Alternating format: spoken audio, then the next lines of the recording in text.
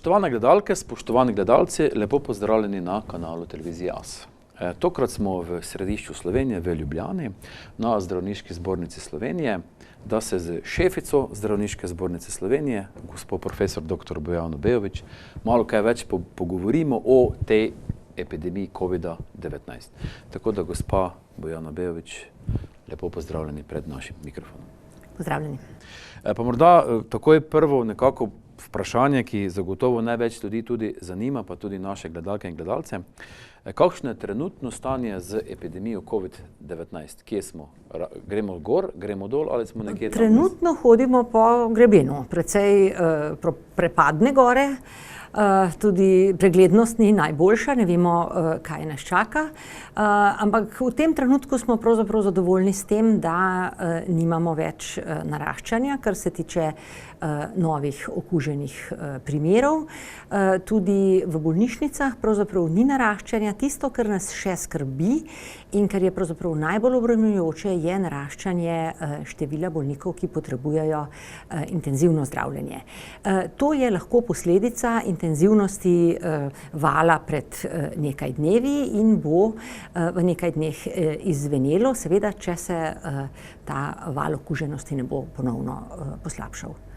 Pa ni nek pozitiven znak virus v odpadnih vodah, ki že nekaj dni kar opazno pada? Je to nek pozitiven signal? Niti ne.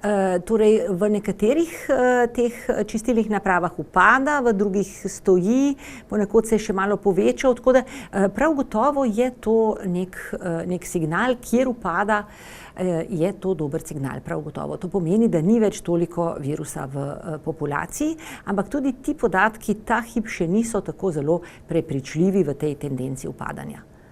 Če malo primerjamo podatke od lani pa od letos, pa če gremo recimo v september, lani v začetku septembra prvih 5 dni je bilo dnevno okuženih okrog 44 ljudi. Letos pa mislim, da za 13-krat več, povprečje 600. Zakaj je taka velika razlika? Kljub temu, da je bilo ne vem koliko ljudi precepljenih, ne vem koliko ljudi prebolelih. Zakaj je taka velika razlika? Torej, verjetno v načinu življenja, v tem, kako smo omogočili virusu, da se je širil. To je gotovo najbolj pomemben moment. Samo cepljenje, kaj je dejansko tisti glavni namen cepljenja? Zakaj tako veliko propagirate, oziroma se propagira to cepljenje, ne samo pri nas, tudi v tujini? Kaj je glaven učinek cepljenja? Torej, cepljenje je učinkovita preventiva pred številnimi boleznimi. S tem imamo v tej naši civilizaciji že kar več kot stoletne zelo dobre izkušnje. Bolezni lahko s cepljenjem tudi povsem izkoreninimo, zlasti, če se prenašajo samo iz človeka na človeka. Če obstaja nek rezervoar izven človeka, tega seveda s cepljenjem ljudi pri živalih, tega samo s cepljenjem pri ljudeh ne moremo preprečiti. Seveda je ta učinkovitost cepljenja odvisna od tega, koliko je sploh cepivo učinkovito, na drugi strani pa kakšen delež ljudi je precepljenih. Če imamo zelo učinkovito cepivo in se cepi zelo veliko ljudi, potem lahko dejansko kroženje virusa prekinemo. Večji delež zaščitenih seveda je potreben takrat, ko govorimo o zelo kužnih virusih. Recimo virus ošpic je zelo kužen, zato je treba imeti precepljenih recimo 95, celo 98% populacije, da virus sploh ne kroži. Pri nas se včasih zgodi, da se virus ošpic unese od zunaj, nekaj ljudi zboli, potem se pa to kroženje ustavi, ker so ljudje zadosti precepljeni. Seveda potem imamo pa situacijo, kot jo imamo sedaj. Torej, po eni strani cepivo ni tako zelo dobro učinkovito, učinkovitost se je zmanjšala zlasti proti tej novi delta različici, pa očitno je čas pokazal, da upada tudi s časom. Potem pa po drugi strani pa seveda se ne cepi dovolj ljudi. Tukaj je pa pristop drugačen. S cepivom v bistvu želimo zmanjšati breme bolezni. Torej število tistih, ki potrebujejo sprejem v bolnišnico in seveda tistih, ki potrebujejo intenzivno zdravljenje. To lahko neposredno zmanjšamo s cepljenjem teh ljudi, ki so v posebni nevarnosti, da bodo zaradi COVID-19 prijeti v bolnišnico, pa do neke mere seveda tudi s tem, da zmanjšujemo kroženje virusa, to pa dosežemo seveda s čim večjo, nikakor ne 100%, precepljenostjo ostale populacije. Kaj pa vpliv recimo na smrtnost? Cepljenja? Ja. Seveda velik. Tudi slovenski podatki zelo izrazito kažejo na to, da s tem, ko smo precepili ta del populacije, pri katerem je tveganje za smrt pri COVID-19 zelo velik, tam tudi do 20%, se nam je smrtnost v primerjavi z lanskim valom bistveno znižala. Letos imamo več okuženih, tudi več takih, ki potrebujejo intenzivno terapijo, pa je smrtnost vendarle nižja. No, ampak malo, ko sem se pripravljal na ta intervju, sem pogledal na uradni spletni strani statističnega urada, pa sem pogledal, kaj je bilo prvih 9 mesecev lani, pa prvih 9 mesecev letos, kakšna je razlika v smrtnosti. Zakaj je potem za 20 avtobusov več ljudi letos umrlo kot pa? Seveda, letos spomladi smo imeli zelo intenziven val epidemije. Tja do maja smo se ukvarjali z res velikimi številkami hospitaliziranih na intenzivni terapiji, medtem ko smo prvi val, kot veste, v Sloveniji preživeli zelo uspešno in je umrlo res samo nekaj ljudi.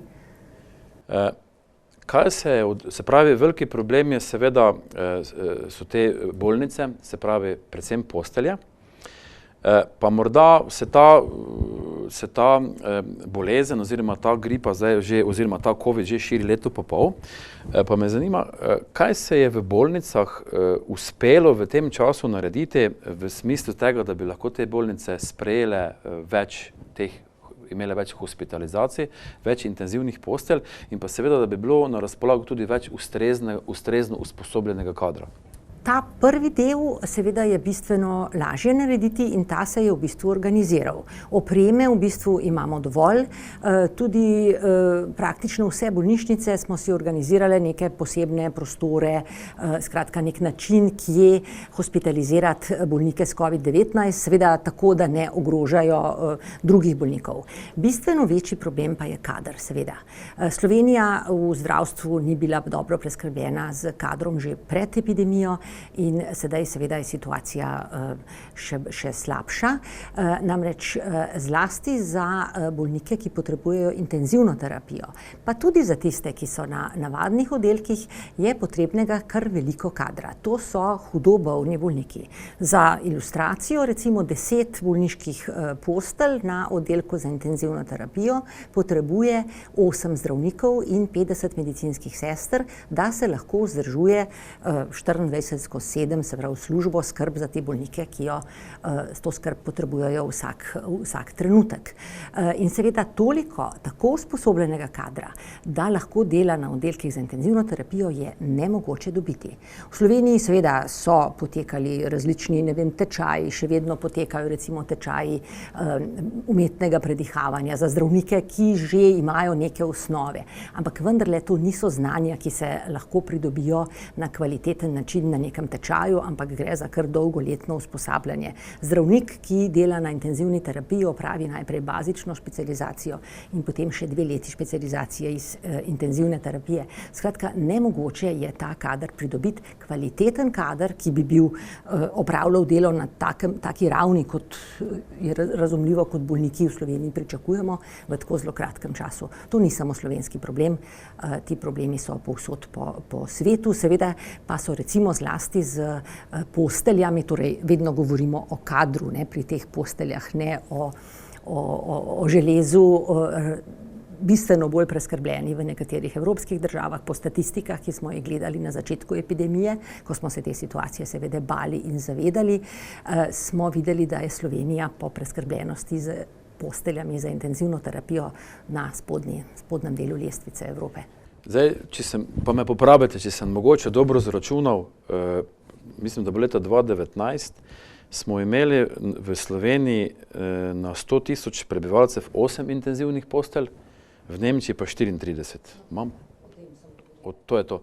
Torej, nekako bilo ta, bom rekel, disciplina, če tako se malo po športno izrazim, zanemarjena v prejšnjih letih. Cela medicina je zanemarjena v Sloveniji. Cela medicina je razumljena že desetletja kot neke vrste, družbena poraba, kot nek luksus. Pravzaprav se ne samo jaz, ampak vsi moji kolegi celo življenje borimo, da za svoja področja pridobimo dovolj sredstev, dovolj kadra. To je kar naporen boj. Ampak v obdobju 2014-2019 se je bom rekel, v tem zdravstvenem sektoru dozaposlilo 5000 ljudi. Kje so ti ljudje? Vse povsod. Gre za različne strukture, različne dejavnosti, ki se širijo. Zanimivo je, lahko vam povem za zdravnike, da pravzaprav tudi pred 20 leti smo bili med državami, ki so najslabše preskrbljene z zdravniki na število prebivalcev.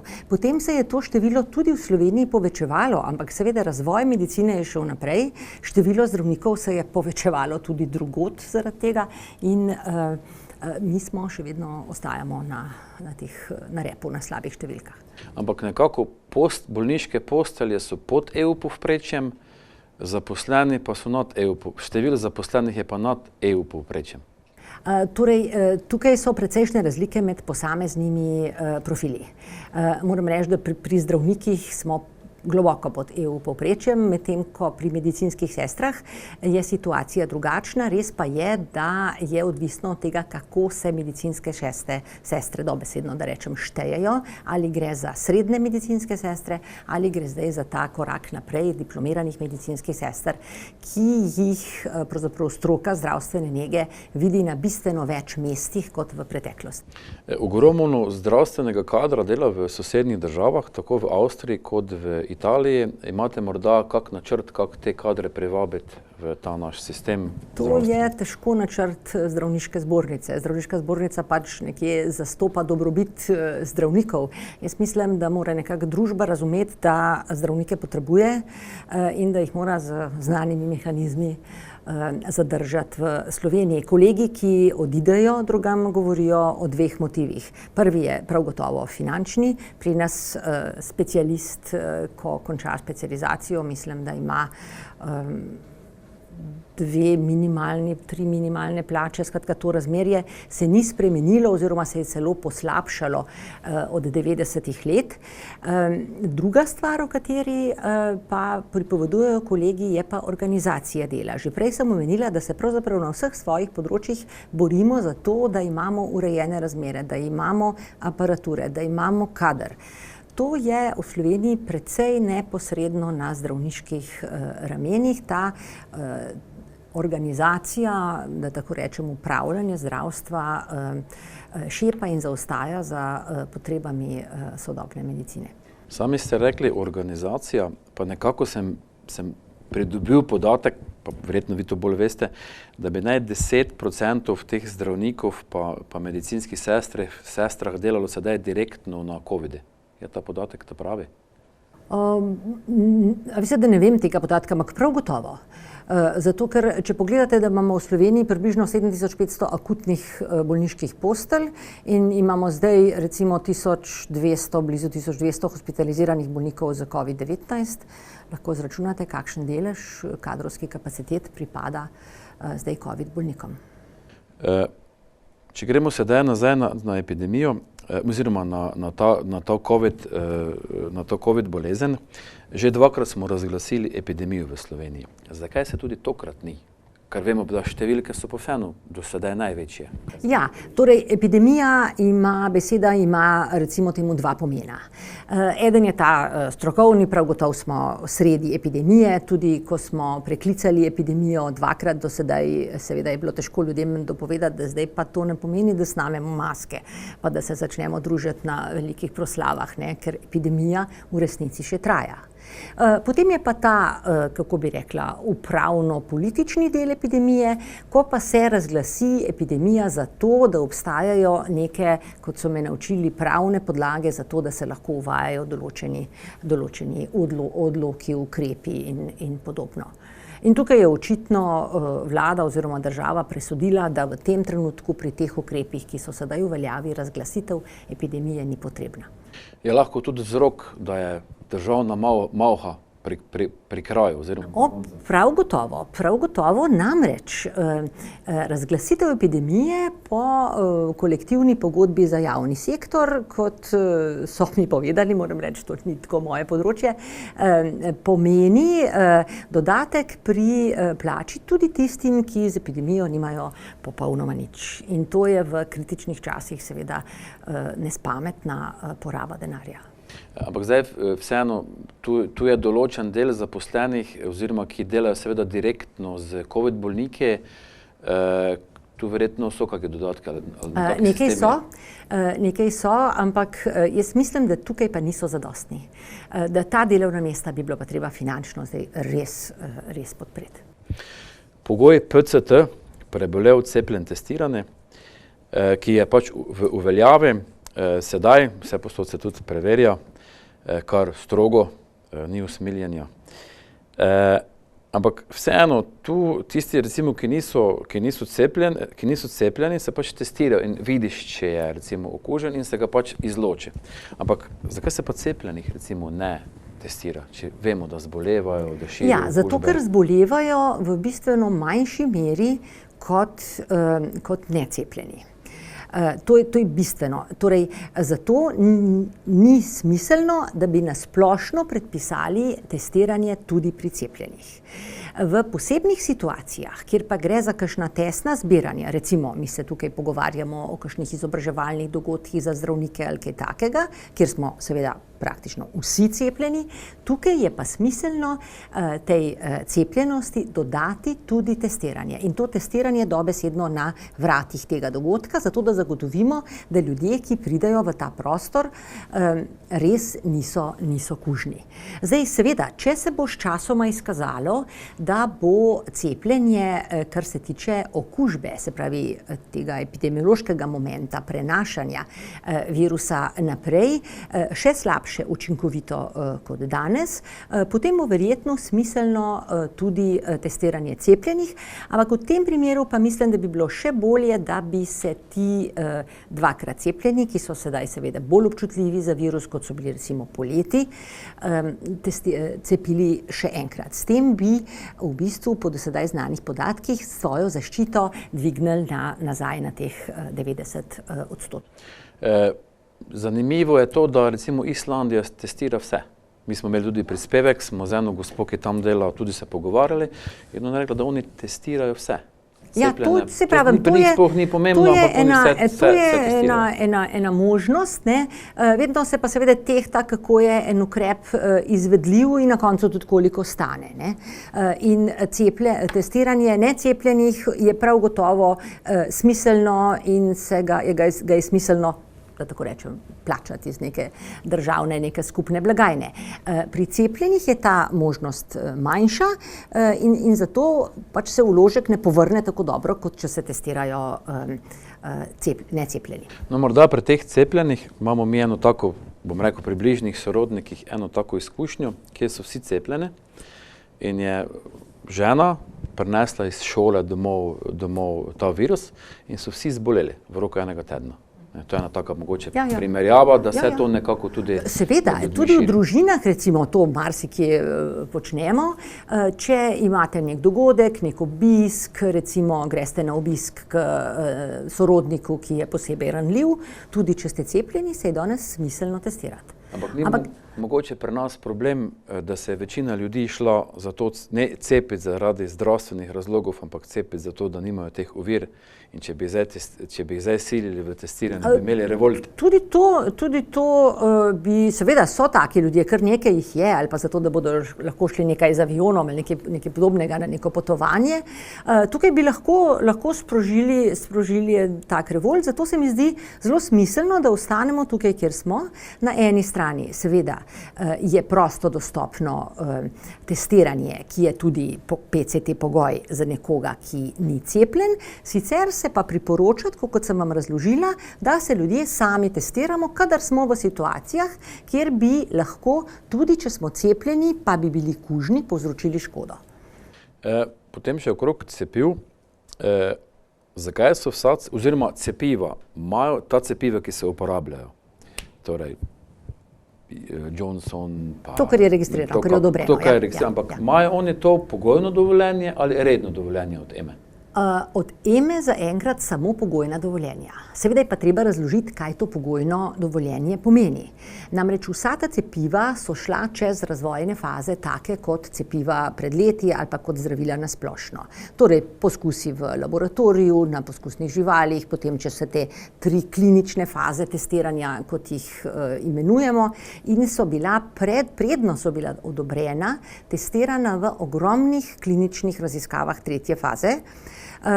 Jaz sem šla tako iz zanimanja pogledati, recimo koliko ljudi je bilo vključeno v raziskave teh cepiv in koliko recimo v raziskave cepiv, ki so bila odobrena v zadnjih letih, to je mogoče cepivo proti meningokoku tip B ali pa cepivo proti humanemu papilomavirusu, in te raziskave za odobritev cepiv so bile večje. V te raziskave je bilo vključenih recimo v eno skupino 15-20 tisoč ljudi in primerjalno skupino ravno toliko. So ogromne raziskave, ki so bile seveda lahko izvedene v kratkem času, zato ker so bila vložena taka sredstva, ker je bilo angažiranih toliko ljudi, da se je lahko vključevalo vse te številne posamezne osebe, ki so potem dobile cepivo ali pa torej primerjalno snov fiziološko. Iz tega se potem izračunava, koliko je cepivo učinkovito. Res pa je, da gre za cepivo, ki je, oziroma zdravilo, če tako rečemo, ki je izjemnega pomena. Trenutno je bilo izdanih v svetu 7 milijard teh cepiv. Tako široke uporabe pravzaprav zdravil in cepiv praktično v takem kratkem času ne poznamo. Zato so bila ta cepiva dana na tržišče z eno posebno zavezo proizvajalcev, da morajo sami aktivno spremljati in njihovo učinkovitost in njihovo varnost. To ni tisto običajno postmarketinško obdobje, ki je v bistvu prepuščeno nekim postopkom, ampak je zaveza vseh proizvajalcev, da poročajo prvič, da imajo postavljen sistem za to, drugič, da seveda poročajo in o varnostnih zapletih in o učinkovitosti. Poleg teh sistemov za preverjanje varnosti cepiv, ki so na razpolago po celem svetu, to so utečeni postopki. In to se zdaj opazuje in skratka, ena od teh zavez je bila recimo tudi, da razvijajo odmerke cepiva za otroke. Potem je neka skrb posebej za ta tehnološki del. Skratka, bistveno bolj so zavezali proizvajalce kot pri zdravilih na splošno. Na spletni strani EME lahko najdete te pogoje, kaj to pomeni ta začasna odobritev. In kako dolgo pa to recimo traja, da pa potem dobi tisto redno, normalno dovoljenje? Vprašanje mogoče zdaj kmalu v toku enega leta. To leto se bo izteklo v kratkem. Eno od teh cepiv, mislim, da cepivo podjetja Pfizer-BioNTech, je bilo pri FDA že odobreno, če se ne motim. Tu v Ameriki? V Ameriki. Dočim v Evropi še ne. Sami ste omenili cepljenje otrok, ta cepiva. Kakšen je sploh smisel cepljenja otrok? Da vemo, da nekih hudih zapletov ni bilo zaznati. Torej, tako je, popolnoma nenevarna ta bolezen za otroke vendarle ni. V Sloveniji je bilo do zdaj v celotni epidemiji hospitaliziranih z težko obliko zapletov COVID-19, mislim, da 44 otrok do zdaj. Zdaj v Združenih državah Amerike je 700 otrok umrlo, to lahko na naše razmere preračunate, nas je precej manj, ampak tukaj gre za par smrti. Jaz moram povedati, da me skrbi, ker se sedaj virus tako zelo intenzivno širi med šolsko mladino, da bo to število obolelih takih, tolikšno, da bomo tudi pri nas doživeli kakšen tak primer. Ampak v Sloveniji, če se ne motim, na leto umre 40 dojenčkov oziroma teh malih otrok. koliko sem slišal, koliko sem gledal pač te podatke, se pravi v prvem letu starosti, če se ne motim, jih na leto umre 40. Slovenija je zelo dobra v tej smrtnosti majhnih otrok, ampak glejte, to je zdaj dodatna smrt, ne? A veste, tukaj bo umrl en otrok, ki je preživel to. To ni, ne da se reči vse eno, če še kakšno umre, ker jih itak umre 40 let. Ampak samo mogoče tako malo na primerjavo za občutek, ne, seveda, Bog ne da, da bi umrl tudi samo malega otroka, pa seveda vsako življenje je pomembno. Ta način razmišljanja je seveda drugačen kot pri starejših. Tukaj gre za vsako posamezno otroško življenje. Že pred leti se nam je zgodilo, recimo, pri eni okužbi z eno bakterijo, Haemophilus influenzae type B. Ta okužba v Sloveniji ni bila zelo pogosta, pa vendarle se nam je zgodilo, da sta v kratkem času umrla takrat 2 otroka in se je v Sloveniji, kljub temu, da splošna pogostnost te bolezni ni bila tako visoka kot recimo na severu Evrope, se je takrat uvedlo cepljenje. Pri vseh teh ukrepih pravzaprav obstaja nekaj, kar pokaže izračun, drugo je pa ta odnos družbe do tega, da je pač treba neko populacijo posebej zaščititi. Zdaj, če se vrneva na cepljenje otrok proti COVID-19, tukaj imamo v bistvu na eni strani pač to oceno tveganja in nevarnosti cepiva samega. Tukaj seveda je pri otrocih razmerje bistveno drugačno kot pri starejših. Vendarle vse mednarodne agencije in tudi posamezne skupine, ki se s cepivi ukvarjajo po svetu, konkretno recimo britanska ta komisija, pa nemški STIKO, pa recimo francoski ta HAS, se reče pač ena kratica za eno tako skupino, ki stalno dela pri njihovem ministrstvu, vendarle ugotavljajo, da dobrobit cepljenja presega tveganja. Je pa ta razlika majhna. Potem pa in z teh razlogov recimo britanska komisija pred nekaj meseci cepljenja za otroke ni priporočala oziroma je podala mnenje, da je sicer cepljenje bolj učinkovito, kot bi bilo eventuelno nevarno, da pa je razlika majhna, zato odločitev o tem, ali bi se cepivo priporočalo ali ne, prepušča ministrstvu, ki pa naj upošteva seveda tudi ta socialni vidik edukacije otrok in njihovega mentalnega zdravja. In pravzaprav zato zdaj pa je tudi ta britanska komisija naredila korak naprej in že sama cepljenje priporoča. Podobno razmišljanje najdete na spletnih straneh recimo tega nemškega STIKO, da gre na eni strani za to marginalno večjo učinkovitost kot eventuelno nevarnost, po drugi strani pa za ta socialni vidik. In še nekaj je treba povedati, seveda ta socialni vidik postane tudi tako bolj neposredno strokovni, če gre za otroka, ki živi v družini, ki ima enega zelo ranljivega člana. Tudi tukaj seveda je potem se pretehta to priporočilo v prid cepljenja. Ampak ravno prej smo govorili, da tudi cepljeni širijo okužbe, pa tudi tako, če je nekje v družini nekdo zelo blizu, vendar je ta možnost je majhna. Lahko tudi razširil to bolezen. Vem, samo ta možnost je bistveno manjša, če je cepljen. Zlasti, če je cepljen zdaj nedavno, je ta možnost bistveno manjša. Veliko je govoric o tem, kakšna je smrtnost generalno gledano, in pred časom je WHO sprejela in uradno objavila metaanalizo, ki je na nekih 300 serioloških raziskav, in tam so napisali, da je umrljivost 0,15%. To vam je to poznano, ta objava? Ja, o tem teče debata, kako prvič. To je nekaj malo več kot sezonska gripa. To je nekaj 0,1 sezonska gripa, 0,15 bi pa naj bila ta zadeva za tem COVID. Ja, torej, če pogledamo recimo samo slovenske številke, krivuljo presežne smrtnosti lansko leto in leto pred tem, vam je popolnoma jasno, da je prišlo v državo nekaj, kar povzroča veliko smrtnost. Najbrž se ni zgodilo toliko več prometnih nesreč, toliko več katerihkoli drugih bolezni. Tisto, kar je res novo, je COVID. to vam pove o smrtnosti.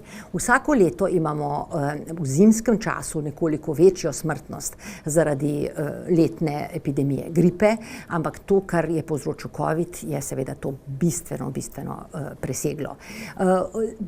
Pri smrtnosti imamo velik problem v tem, kako jo računati. Če bi mi želeli to zelo eksaktno izračunati, bi morali pogledati pravzaprav pri vsakem posamezniku z točno določenimi kriteriji, ali je nekdo umrl z COVID ali zaradi COVID. To je zelo težko poenotiti recimo pri tisočih, milijonih zdravnikov, ki za te ljudi skrbijo. Zato se uporabljajo neke vrste epidemiološke definicije, tudi mi jo imamo uveljavljeno tako, da šteje za smrt za COVID nekdo, ki je umrl v 28 dneh, odkar je bil pozitiven. Kar seveda pomeni, da je štet tudi, če je imel v tem času prometno nesrečo, in da ni štet, če umre zaradi zapleta s COVID po recimo 6 tednih. To so vse te statistične definicije, s katerimi pravzaprav ne dobimo čisto te eksaktne številke, ampak vendarle tak način definicije omogoča spremljanje časovno in omogoča mednarodne primerjave, zato ker pač uporabljamo vsi enako definicijo. Potem seveda je treba preračunavati to. Mi v Sloveniji imamo dva lepa izraza, ki stvar ločita. Eno je smrtnost, to pomeni, koliko ljudi umre na število obolelih, in drugo je umrljivost, to pomeni, koliko ljudi umre na populacijo. No in seveda to, koliko ljudi umre na število obolelih, ta case fatality ratio, je tudi precej odvisen od tega, kako se bolnika obravnava. In tukaj so spet lahko razlike med državami, tudi kako se ga šteje. Skratka, težavno ugotavljanje, sami ste omenili, da je to pač metaanaliza, pa tudi pri metaanalizah, veste, je tako, da so toliko dobre, kolikor so dobri vhodni podatki. Pa morda tu pri številu teh covidnih bolnikov in tega, koliko je to recimo imelo neki, bom rekel, finančno ozadje, pa neki finančni interes. Ker te vemo, da bolnišnice so glede na število bolnikov tudi dobile sredstva.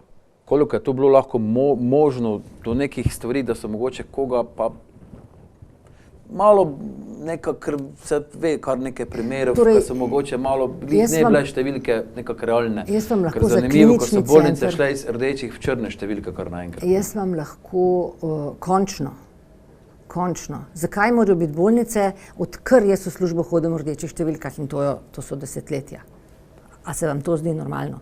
Zavod za zdravstveno zavarovanje je pa v plusu, dobavitelji so v plusu, mi smo pa v minusu.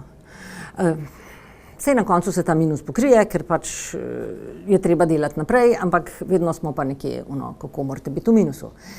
Torej, za klinični center vam lahko zagotovim, da 100% ne. Ker je to tako naporno in tako zoprno delo, da nikakor ne bi kopičili pacientov. Koliko časa po vaši presoji traja imunost, recimo po Pfizerjevem cepivu? Oziroma sploh, če pogledamo cepiva, kako dolgo nekako traja imunost in koliko še bo potrebnih teh osvežitvenih odmerkov, da se nekako, da bo ta zadeva minila? Torej, sedaj nekako ugotavljamo, da je pametno dati poživitveni odmerek, da tako rečem, po približno pol leta. Kar nekaj je zdaj raziskav iz različnih delov sveta, da imunost pač upada tudi pod 50% v tem času pri recimo mRNA cepivih. Nekateri podatki kažejo, da pri vektorskih cepivih to nastane še precej prej. Zdaj, kaj pomeni poživitveni odmerek? Lahko da pomeni tisti poživitveni odmerek, ki ga imamo recimo pri klopnem meningoencefalitisu, kjer najprej dobite 2 odmerka, pa potem še enega čez daljši čas, potem ste pa zaščiteni 5 let. Številna cepiva so taka, B hepatitis, otroška cepljenja imajo neko bazično, pa pol poživitvene odmerke. Zdaj, ali to pomeni? To bo pa čas pokazal, nemogoče je to napovedati. Možno bo, da bomo zaščiteni kar nekaj časa, nekaj let, ali pa bo potrebno ali zaradi ugašanja imunosti ali pa zaradi variant virusa cepljenje, tako kot pri gripi, vsako leto. Kaj pa recimo prebolevniki? Kakšna je pa njihova zaščita? Kakšne imate tam kaj ugotovitve? Zaščita, tukaj so bile debate ves ta čas. Najprej se nam je zdelo, seveda iz izkušenj, prebolevniki bodo bolj zaščiteni kot tisti, ki so cepljeni.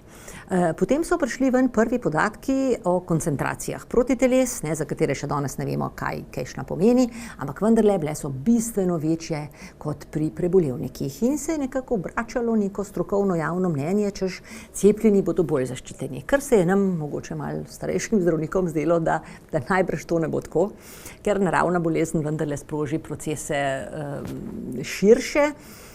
Vemo, da smo prebolevniki, zaščiteni doživljenjsko proti ošpicam, če tako pogledamo. No in se je zdaj spet pravzaprav izkazalo to, kar je znano na splošno o infekcijskih boleznih, vendarle pa opažamo, da tudi ta zaščita ni 100-odstotna in da s časom ugaša. Pa morda še čisto za zaključek enega pogovora, ker nam je nažalost časa zmanjkalo, sicer še kar nekaj zanimivih tem, pa kdaj prihodnič. Kaj pa naš imunski sistem, pa naše zdravje? Koliko je pa to tu pomembno? Kakšna je recimo razlika ljudi, ki skrbijo za zdravje, pa ljudje, ki ležijo na kavču, se bašajo s čipsom, se hranijo za hitro prehrano, pa se ne giblje. Kakšne so mogoče vaše ugotovitve pri takih ljudeh? Ogromna. Že v začetku epidemije, že po prvih kitajskih raziskavah je bilo jasno, da je težji potek bolezni pri ljudeh, ki imajo določene metabolne bolezni, ki so povezane z načinom življenja. To je prav gotovo sladkorna bolezen, povišan krvni tlak in prekomerna telesna teža. Vse to so resni napovedni dejavniki za slab izid, za hud potek COVID-19, tako da bi res tukaj lahko povedali, da je zdrav način življenja v veliki meri zaščiten. Seveda pa vsega s tem ne moremo narediti, saj vemo, da imajo vse te bolezni in povišan tlak in sladkorno bolezen in še druge stvari, tudi ljudje, ki sicer skrbijo za svoje zdravje. Gospa profesor dr. Pejovičeva, hvala lepa za vaš čas in hvala lepa za zanimive besede. Hvala tudi vam.